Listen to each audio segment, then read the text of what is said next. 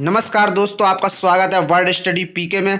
मैं आज आपके लिए संविधान के बहुत ही इंपॉर्टेंट प्रश्नों को लेकर आया हूं जो परीक्षा में उपयोगी हैं। चलिए आइए देखते हैं पहला प्रश्न है, भारतीय नागरिकों के मूल कर्तव्यों का विवरण संविधान के किस भाग में दिया गया है। जो भारतीय नागरिकों के मूल कर्तव्य हैं उसका विवरण संविधान के किस भाग में दिया गया है। पहला ऑप्शन है भाग 8, भाग 6, भाग 5, भाग 4। इसका राइट उत्तर है भाग 4। चौथा ऑप्शन भाग 4 बिल्कुल सही उत्तर है। चलिए आइए देखते हैं अगला प्रश्न है आपके सामने ये, संघीय कार्यपालिका की व्यवस्था संविधान के किस भाग से की गई है। जो संघीय कार्यपालिका है उसकी व्यवस्था जो है वो व्याख्या संविधान के किस भाग से की गई है। पहला ऑप्शन है भाग 5, दूसरा है भाग 2, तीसरा है भाग 6, चौथा है भाग 4। संघीय कार्यपालिका की व्याख्या संविधान के भाग 5 में इसकी व्याख्या की गई है, इसलिए पहला ऑप्शन इसका सही उत्तर है भाग 5।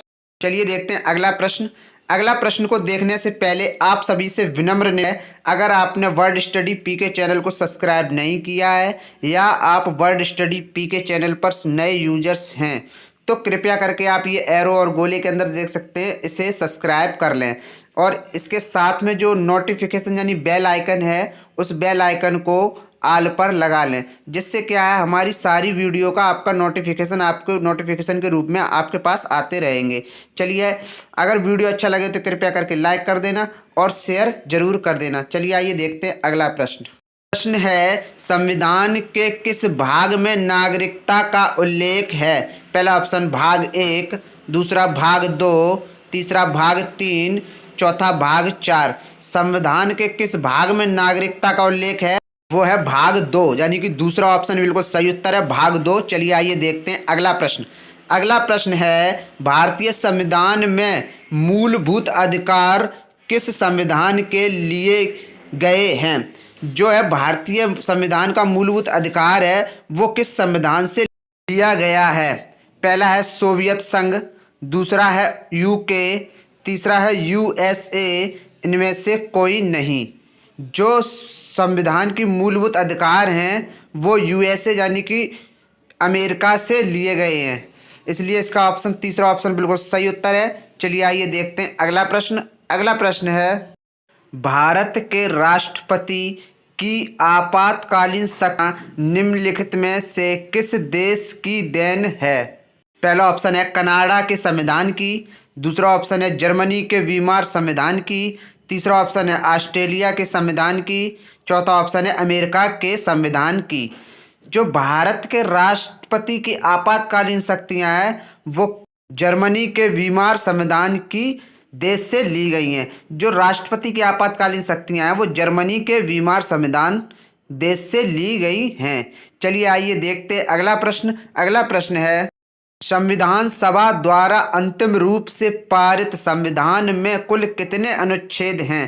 पहला 378 अनुच्छेद, दूसरा 390 अनुच्छेद, तीसरा 395 अनुच्छेद, चौथा 398 अनुच्छेद। संविधान सभा द्वारा अंतिम रूप से पारित संविधान में कुल 395 अनुच्छेद हैं, मतलब तीसरा ऑप्शन इसका सही उत्तर है 395 अनुच्छेद। चलिए आइए देखते हैं अगला प्रश्न है आपके सामने ये, भारतीय संविधान का कौन सा अनुच्छेद राष्ट्रपति के पद के लिए पुनः निर्वाचन की योग्यता निर्धारित करता है। पहला ऑप्शन है अनुच्छेद 57, दूसरा है अनुच्छेद 52, तीसरा है अनुच्छेद 50, चौथा है अनुच्छेद 40। इसका ऑप्शन है पहला ऑप्शन अनुच्छेद 57, जो कि क्या है भारतीय संविधान में राष्ट्रपति पद के लिए पुनः निर्वाचन योग्यता को निर्धारित करता है, वह अनुच्छेद 57 ही है। चलिए आइए देखते हैं अगला प्रश्न है, भारतीय संविधान के अनुच्छेद में मौलिक कर्तव्यों की चर्चा की गई है। भारतीय संविधान के किस अनुच्छेद में मौलिक कर्तव्यों की चर्चा की गई है। पहला ऑप्शन है अनुच्छेद 50, दूसरा है अनुच्छेद 52, तीसरा है अनुच्छेद 51, चौथा है अनुच्छेद 49।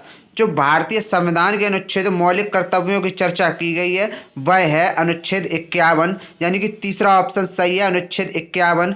चलिए आइए देखते हैं अगला प्रश्न आपके सामने है ये, प्रश्न है 42वें संशोधन द्वारा संविधान के किस अनुच्छेद मौलिक कर्तव्यों को जोड़ा गया है। जो संविधान के किस अनुच्छेद में मौलिक कर्तव्यों को जोड़ा गया है वह कौन सा है। पहला देखते हैं अनुच्छेद 51, दूसरा अनुच्छेद 29C, तीसरा अनुच्छेद 29B, तीसरा अनुच्छेद 51A। जो 42वें संविधान संशोधन में कर्तव्यों को जोड़ा गया है वो है अनुच्छेद 51A। चौथा ऑप्शन अनुच्छेद 51 ये बिल्कुल सही उत्तर है जिसमें मौलिक कर्तव्यों को जोड़ा गया है। चलिए आइए देखते हैं अगला प्रश्न। अगला प्रश्न है भारतीय संविधान का कौन सा अनुच्छेद राज्य सरकार को ग्राम पंचायत की गठन का निर्देश देता है। वह ऐसा कौन सा अनुच्छेद है जो सरकार को ग्राम पंचायत की गठन का निर्देश देता है। पहला ऑप्शन है अनुच्छेद 40, दूसरा है अनुच्छेद 51, तीसरा है अनुच्छेद 32, चौथा है अनुच्छेद 37। वह अनुच्छेद है जो ग्राम पंचायतों को गठन का निर्देश देता है। अनुच्छेद 40 में ग्राम पंचायतों को गठन का निर्देश है जो कि पहला ऑप्शन सही उत्तर है। चलिए आइए देखते हैं अगला प्रश्न। अगला प्रश्न है भारतीय संविधान के अंतर्गत कल्याणकारी राज्य की अवधारणा निम्नलिखित में से किस अनुच्छेद में वर्णित है। पहला ऑप्शन है अनुच्छेद 31, दूसरा है अनुच्छेद 39, तीसरा है अनुच्छेद 49, चौथा है अनुच्छेद 51। जो भारतीय संविधान के अंतर्गत कल्याणकारी राज्य है उस किस अनुच्छेद में वर्णित है वह है अनुच्छेद 39। दूसरा ऑप्शन अनुच्छेद 39 बिल्कुल सही उत्तर है इसका।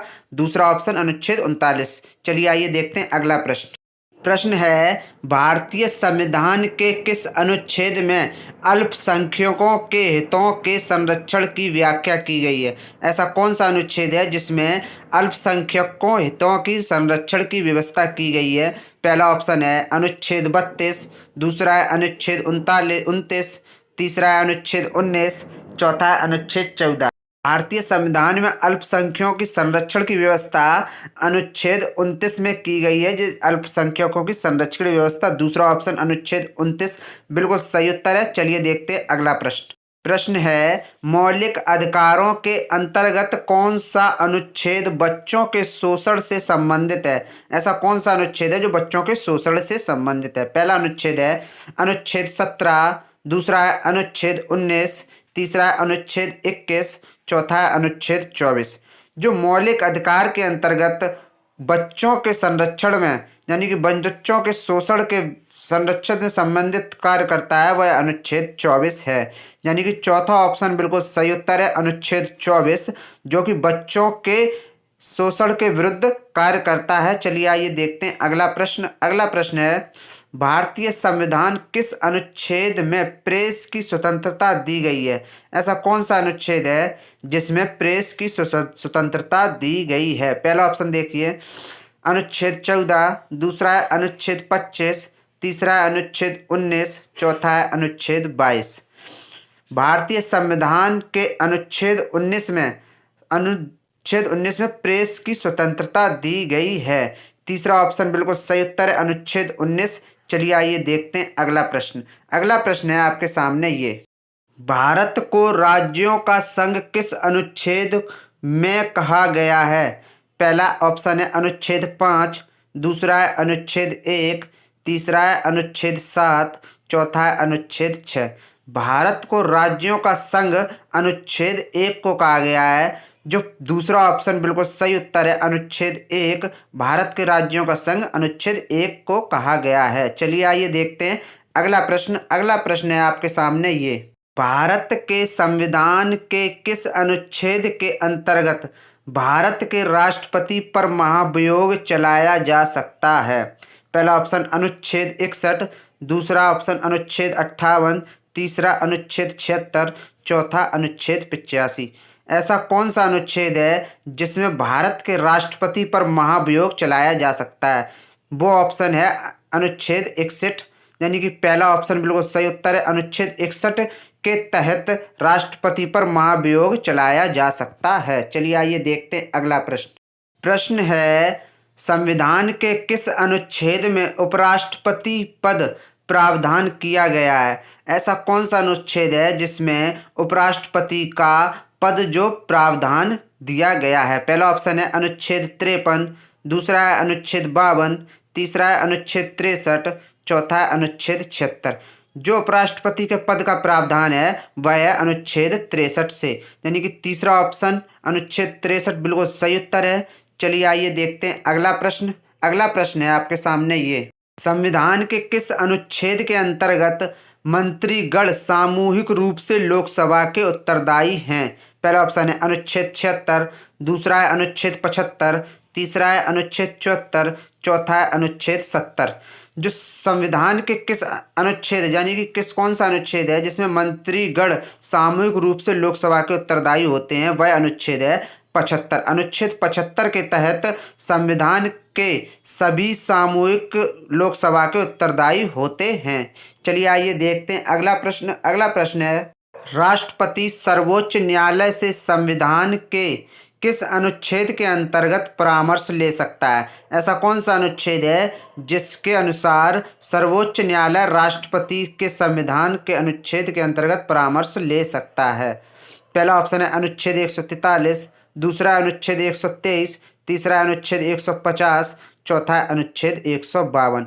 जो ऑप्शन है वो अनुच्छेद 143 के तहत राष्ट्रपति सर्वोच्च न्यायालय से अनुच्छेद के तहत अंतर्गत परामर्श ले सकता है। चलिए आइए देखते हैं अगला प्रश्न। अगला प्रश्न है, संविधान के किस अनुच्छेद में सर्वोच्च न्यायालय के न्यायाधीश पर महाभियोग चलाने जाने का प्रावधान है? पहला ऑप्शन है अनुच्छेद 256, दूसरा ऑप्शन है अनुच्छेद 124, तीसरा है अनुच्छेद 151, चौथा है अनुच्छेद 111। संविधान के किस अनुच्छेद में सर्वोच्च न्यायालय के न्यायाधीश पर महाभियोग चलाने का प्रावधान है? वह ऑप्शन है अनुच्छेद 124 के तहत सर्वोच्च न्यायालय के न्यायाधीश पर महाभियोग चलाने का प्रावधान है। अनुच्छेद 144 बिल्कुल सही उत्तर है। चलिए आइए देखते हैं अगला प्रश्न। अगला प्रश्न है आपके सामने ये, संविधान के किस अनुच्छेद में धन विधेयक की परिभाषा दी गई है? पहला ऑप्शन है अनुच्छेद 103, दूसरा है अनुच्छेद 105, तीसरा है अनुच्छेद 110, चौथा है अनुच्छेद 124। संविधान के अनुच्छेद 110 में धन विधेयक की परिभाषा दी गई है, इसलिए इसका उत्तर तीसरा बिल्कुल सही उत्तर है अनुच्छेद 110। 110 अनुच्छेद में धन विधेयक की परिभाषा को दिया गया है। चलिए आइए देखते हैं अगला प्रश्न। अगला प्रश्न है आपके सामने ये, लोकसभा एवं राज्यसभा के संयुक्त अधिवेशन के विषय में प्रावधान संविधान के लिए अनुच्छेद में किए गए हैं? ऐसा कौन सा अनुच्छेद है जिसमें संयुक्त अधिवेशन के विषय में प्रावधान का किया गया है? ऐसा संविधान का कौन सा अनुच्छेद है? चलिए आपको दिखाते हैं ऑप्शन। अनुच्छेद 105, अनुच्छेद 106, अनुच्छेद 107, अनुच्छेद 108। जो संयुक्त अधिवेशन के विषय में प्रावधान है वह है अनुच्छेद 108। चौथा ऑप्शन इसका बिल्कुल सही उत्तर है। अनुच्छेद 108 में लोकसभा एवं राज्यसभा के संयुक्त अधिवेशन का प्रावधान दिया गया है। चलिए आइए देखते हैं अगला प्रश्न। अगला प्रश्न है ये, प्रश्न है, संविधान का कौन सा अनुच्छेद मंत्रिपरिषद के गठन के बारे में आधारभूत नियम निर्धारित करता है? पहला ऑप्शन है अनुच्छेद 26, दूसरा है अनुच्छेद 32, तीसरा है अनुच्छेद 75, चौथा है अनुच्छेद 56। मंत्रिपरिषद के गठन के बारे में आधारभूत नियम निर्धारित करता है वह अनुच्छेद 75 के तहत होता है, इसलिए इसका ऑप्शन तीसरा सही है अनुच्छेद 75, जो कि अनुच्छेद 75 के तहत मंत्रिपरिषद के गठन के बारे में आधारभूत नियम निर्धारित किए जाते हैं। चलिए आइए देखते हैं अगला प्रश्न। अगला प्रश्न है आपके सामने ये, भारत में महान्यायवादी की नियुक्ति से संबंधित अनुच्छेद कौन सा है? भारत में जो महान्यायवादी की नियुक्ति से संबंधित कौन सा अनुच्छेद है? पहला ऑप्शन है अनुच्छेद 53, दूसरा है अनुच्छेद 76, तीसरा है अनुच्छेद 63, चौथा है अनुच्छेद 79।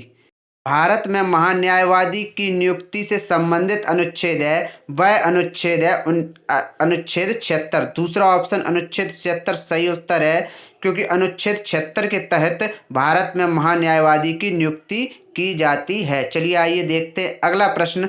अगला प्रश्न है आपके सामने ये, कौन सा अनुच्छेद संसद के 2 अधिवेशनों के मध्य 6 माह के अंतराल की अनिवार्यता करता है? पहला अनुच्छेद है अनुच्छेद 87, दूसरा है अनुच्छेद 86, तीसरा है अनुच्छेद 85, चौथा है अनुच्छेद 84। जो वह अनुच्छेद कौन सा है जिसमें 2 अधिवेशनों के मध्य 6 माह के अंतराल की अनिवार्यता करता है, वह अनुच्छेद है अनुच्छेद 85। तीसरा ऑप्शन इसका सही उत्तर है। अनुच्छेद 85 के तहत 2 अधिवेशनों के मध्य 6 माह का अंतराल की अनिवार्यता रहती है। चलिए आइए देखते हैं अगला प्रश्न। अगला प्रश्न है, भारतीय संविधान के किस अनुच्छेद में नैसर्गिक न्याय के प्रसिद्ध सिद्धांत सुनवाई के अधिकार का समावेश किया गया है? पहला ऑप्शन है अनुच्छेद 311, दूसरा है अनुच्छेद 310, तीसरा है अनुच्छेद 309, चौथा है अनुच्छेद 308। भारतीय संविधान के नैसर्गिक न्याय के प्रसिद्ध सिद्धांत सुनवाई के अधिकार का समावेश अनुच्छेद 311 के तहत किया गया है, इसलिए पहला ऑप्शन इसका सही उत्तर है। 311 अनुच्छेद 311 के तहत सुनवाई का अधिकार का समावेश किया गया है। चलिए आइए देखते हैं अगला प्रश्न। अगला प्रश्न है आपके सामने ये, भारतीय संविधान के किस अनुच्छेद के अंतर्गत वित्त आयोग का गठन का प्रावधान है? पहला है अनुच्छेद 368, दूसरा है अनुच्छेद 349, तीसरा है अनुच्छेद 280, चौथा है अनुच्छेद 315। जो भारतीय संविधान है वो किस अनुच्छेद के अंतर्गत वित्त आयोग का गठन का प्रावधान है? जो अनुच्छेद 380 है, अनुच्छेद 280 है, उसके अंतर्गत वित्त आयोग का गठन का प्रावधान है। इसका ऑप्शन तीसरा ऑप्शन बिल्कुल सही है। अनुच्छेद 280 के तहत वित्त आयोग का गठन का प्रावधान है, इसलिए इसका ऑप्शन तीसरा बिल्कुल सही है। चलिए आइए देखते हैं अगला प्रश्न। अगला प्रश्न है, संविधान के किस अनुच्छेद द्वारा लोक सेवाओं को संरक्षण प्रदान किया गया है? पहला ऑप्शन है अनुच्छेद 314, दूसरा है अनुच्छेद 312, तीसरा है अनुच्छेद 310, चौथा है अनुच्छेद 311।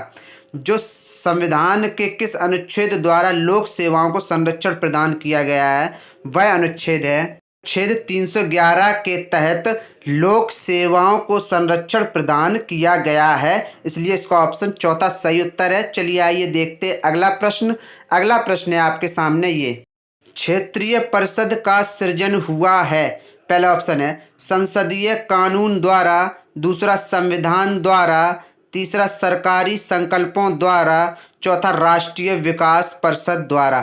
क्षेत्रीय परिषद का सृजन हुआ है वह है संसदीय कानून द्वारा। पहला ऑप्शन बिल्कुल सही उत्तर है। संसदीय कानून द्वारा ही क्षेत्रीय परिषद का सृजन किया जा सकता है। क्षेत्रीय परिषद का सृजन हुआ है संसदीय कानून द्वारा। पहला ऑप्शन बिल्कुल सही है। चलिए आइए देखते हैं अगला प्रश्न। अगला प्रश्न है ये, क्षेत्रीय परिषद का गठन किसके द्वारा किया जाता है? पहला ऑप्शन है प्रधानमंत्री, दूसरा है राष्ट्रपति, तीसरा है लोकसभा, चौथा है गृह मंत्री। जो क्षेत्रीय परिषद का गठन किसके द्वारा किया जा सकता है वह है राष्ट्रपति। दूसरा ऑप्शन बिल्कुल सही उत्तर है। राष्ट्रपति के द्वारा ही क्षेत्रीय परिषद का गठन किया जा सकता है, इसलिए दूसरा ऑप्शन इसका सही है। चलिए आइए देखते हैं अगला प्रश्न। अगला प्रश्न है आपके सामने ये, सामान्यतः किसी क्षेत्रीय परिषद की अध्यक्षता कौन करता है? पहला ऑप्शन है लोकसभा अध्यक्ष, दूसरा है केंद्रीय गृह मंत्री, तीसरा है प्रधानमंत्री, चौथा है उप प्रधानमंत्री। जो सामान्यतः किसी क्षेत्रीय परिषद की अध्यक्षता कौन करता है वह है केंद्रीय गृह मंत्री। केंद्रीय गृह मंत्री द्वारा क्षेत्रीय परिषद की अध्यक्षता की जाती है। दूसरा ऑप्शन बिल्कुल सही उत्तर है। केंद्रीय गृह मंत्री द्वारा की जाती है क्षेत्रीय परिषद की अध्यक्षता। चलिए आइए देखते हैं अगला प्रश्न। अगला प्रश्न है ये, क्षेत्रीय परिषद के गठन के संबंध में किस वर्ष प्रावधान किया गया है? जो क्षेत्रीय परिषद है का गठन वो किस वर्ष किया गया था? 1950, दूसरा है 1952, तीसरा है 1954, चौथा है 1956। 1956 चौथा ऑप्शन इसका सही उत्तर है। 1956 के तहत केंद्रीय परिषद का गठन से संबंधित प्रावधान लाया गया था। चलिए आइए देखते हैं अगला प्रश्न है ये। क्षेत्रीय परिषदें होती हैं, पहला ऑप्शन है विधि निर्माणकारी इकाइयां हैं, दूसरा है प्रशासकीय इकाइयां हैं, तीसरा है परामर्शदात्री इकाइयां हैं, चौथा है उपयुक्त सभी। जो क्षेत्रीय परिषद की इकाइयां हैं वो है परामर्शदात्री इकाइयां, यानी कि तीसरा ऑप्शन इसका सही है। परामर्शदात्री इकाइयां ही क्षेत्रीय परिषदें कहलाती हैं। चलिए आइए देखते हैं अगला प्रश्न। अगला प्रश्न है आपके सामने ये। योजना आयोग ने संघवाद को निरस्त कर दिया, यह कथन किसका है? पहला ऑप्शन अशोक चंद्रा का, दूसरा के.एस. हेगड़े का, तीसरा ऑप्शन जवाहरलाल नेहरू का, चौथा ऑप्शन इनमें से कोई नहीं। योजना आयोग के संघवाद को निरस्त कर दिया, यह कथन है अशोक चंद्रा का। जो अशोक चंद्रा हैं उन्होंने यह कथन दिया है कि योजना आयोग ने संघवाद को निरस्त कर दिया है। चलिए आइए देखते हैं अगला प्रश्न। अगला प्रश्न है आपके सामने ये। योजना आयोग से सर्वाधिक प्रभावित हुआ है, जो योजना आयोग है उससे सर्वाधिक कौन प्रभावित हुआ है? पहला ऑप्शन है संघ लोक सेवा आयोग, दूसरा है अल्पसंख्यक आयोग, तीसरा है वित्त आयोग, चौथा है निर्वाचन आयोग। जो योजना आयोग से सर्वाधिक प्रभावित होने वाला आयोग है वह है वित्त आयोग। तीसरा ऑप्शन बिल्कुल इसका सही उत्तर है। वित्त आयोग जो है योजना आयोग से सर्वाधिक प्रभावित हुआ है। चलिए आइए देखते हैं अगला प्रश्न। अगला प्रश्न आपके सामने है ये। निम्नलिखित में से कौन सा एक संवैधानिक निकाय नहीं है? इस नहीं पे आप अंडरलाइन कर लिया करें जब भी किया करें। चलिए आज देखते हैं। वित्त आयोग, योजना आयोग, संघ लोक सेवा आयोग, राज्य लोक सेवा आयोग। जो इसका ऑप्शन है वो दूसरा ऑप्शन है। योजना आयोग के तहत संवैधानिक निकाय नहीं होता है, इसलिए दूसरा ऑप्शन इसका सही है, योजना आयोग के तहत। चलिए आइए देखते हैं अगला प्रश्न। अगला प्रश्न है ये। अंतर्राज्यीय परिषद की नियुक्ति कौन करता है? पहला प्रधानमंत्री, दूसरा गृह मंत्री, तीसरा राष्ट्रपति, चौथा केंद्रीय मंत्री। अंतर्राज्यीय परिषदों की नियुक्ति राष्ट्रपति द्वारा की जाती है, इसलिए इसका ऑप्शन तीसरा ऑप्शन बिल्कुल सही है। राष्ट्रपति द्वारा ही अंतर्राज्यीय परिषदों की नियुक्ति की जाती है। चलिए आइए देखते हैं अगला प्रश्न। अगला प्रश्न है आपके सामने ये। निम्नलिखित में से किसे सुपर कैबिनेट की संज्ञा दी गई है? ऐसा कौन सा परिषद है जिसे सुपर कैबिनेट की संज्ञा दी गई है? पहला है योजना आयोग, दूसरा है अंतर्राज्यीय परिषद, तीसरा है क्षेत्रीय विकास परिषद, चौथा है क्षेत्रीय परिषद। पहला ऑप्शन इसका सही उत्तर है। योजना आयोग को सुपर कैबिनेट की संज्ञा दी गई है, पहला ऑप्शन बिल्कुल सही उत्तर है। चलिए आइए देखते हैं अगला प्रश्न। अगला प्रश्न है आपके सामने ये। योजना आयोग है एक क्या है वो? पहला ऑप्शन एक मंत्रालय है, दूसरा ऑप्शन स्वशासित नियम है, तीसरा एक शासकीय नियम है, चौथा इनमें से कोई नहीं। जो योजना आयोग है वह स्वशासित नियम है, दूसरा ऑप्शन बिल्कुल सही उत्तर है इसका।